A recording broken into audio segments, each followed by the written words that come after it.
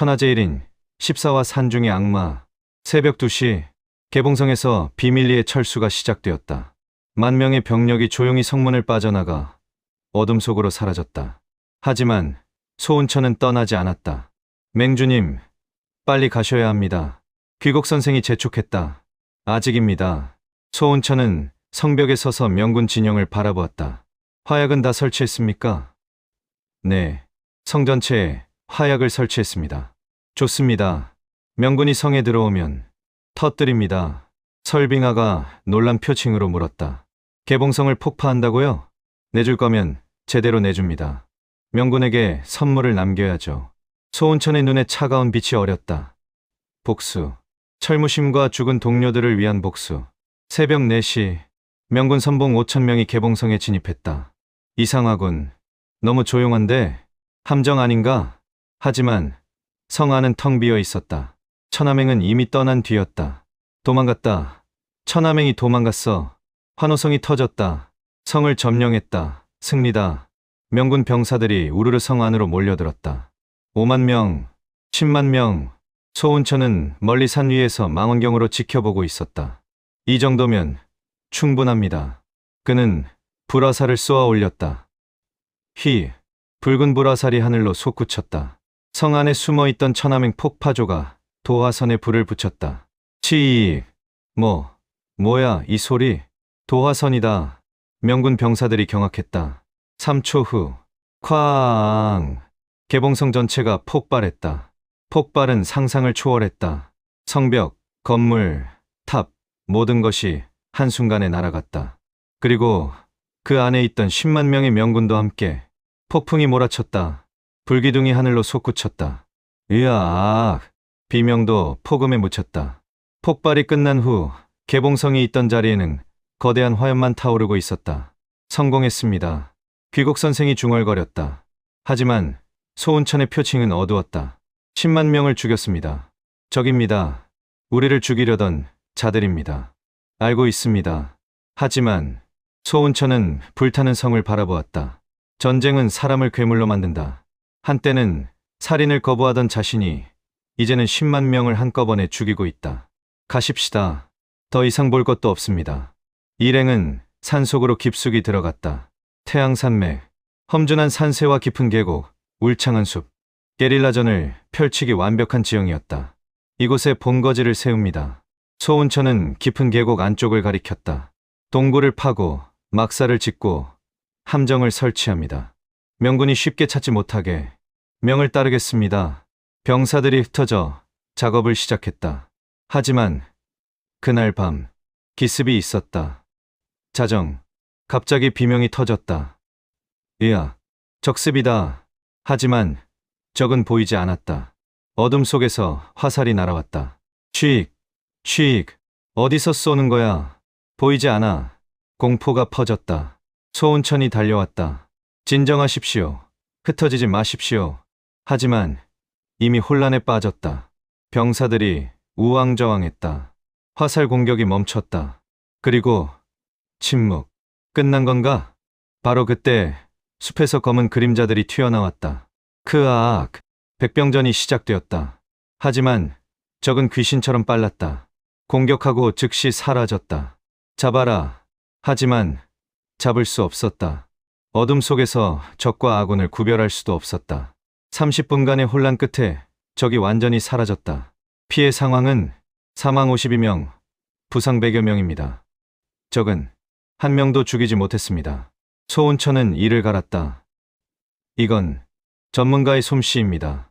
명왕이 말했다. 일반 병사가 아니다. 특수부대다. 특수부대? 그렇다. 홍무제가 비밀리에 양성한 암살 부대일 것이다. 과연 그날 밤의 공격은 시작에 불과했다. 다음날 밤에도 그 다음날 밤에도 계속되었다. 매일 밤 10여 명씩 죽어나갔다. 이대로는 안 됩니다. 독고패가 분노했다. 밤마다 당하고만 있을 겁니까? 하지만 어떻게? 소은천은 생각했다. 그리고 전략을 세웠다. 우리도 특수부대를 만듭니다. 특수부대요? 그렇습니다. 적과 똑같이 싸웁니다. 소은천은 최정예 무인 100명을 선발했다. 여러분이 암살부대가 됩니다. 적을 사냥하십시오. 샵샵샵 제세장 사냥꾼 위스 사냥꾼. 밤, 소운천이 직접 이끄는 암살부대 100명이 움직였다. 그들은 검은 옷을 입고 얼굴에 먹칠을 하고 소리 없이 움직였다. 적의 야영지를 찾습니다. 흔적을 추적했다. 부러진 나뭇가지, 발자국, 피 흔적. 2시간 후 적의 은신처를 발견했다. 동굴 안에 명군 특수부대 50여 명이 쉬고 있었다. 포위합니다. 하나도 살려보내지 마십시오. 무음의 신호로 지시했다. 100명이 동굴을 둘러쌌다. 공격. 동굴 안으로 돌격했다. 뭐야. 명군 특수부대도 놀라며 무기를 들었다. 치열한 전투. 하지만 이번에는 천하맹이 수적 우위였다. 20분 만에 적을 전멸시켰다. 한 명도 살려두지 마십시오. 정보가 새어나가면 안 됩니다. 소운천은 적의 시체를 조사했다.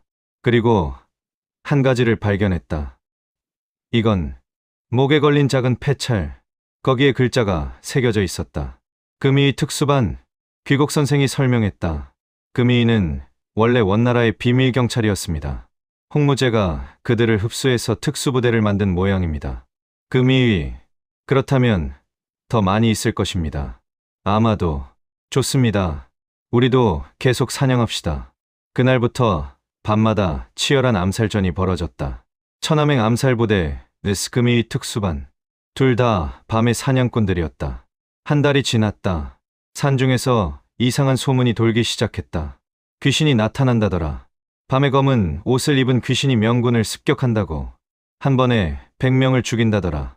명군 병사들 사이에서 공포가 퍼졌다. 실제로 한 달간 명군은 3,000명 이상을 잃었다. 반면 천하맹의 피해는 100명 미만이었다. 산속의 악마. 병사들은 소운천을 그렇게 불렀다. 홍무제는 분노했다. 고작 10,000명의 잔당이 우리를 이렇게 괴롭히다니. 폐하, 지형이 너무 험합니다. 산속에서는 변명 마라. 홍무제는 장수 서달을 불렀다. 직접 나서라. 그리고 소운천을 반드시 잡아와라. 명을 받들겠습니다. 서달은 명군 최고의 명장이었다. 그는 정예병 5,000을 이끌고 산으로 들어갔다. 하지만 일주일이 지나도 돌아오지 않았다. 2주일이 지나자 단 한 명이 돌아왔다. 서달 장군님은 어떻게 되었느냐? 전멸했습니다. 그 악마에게.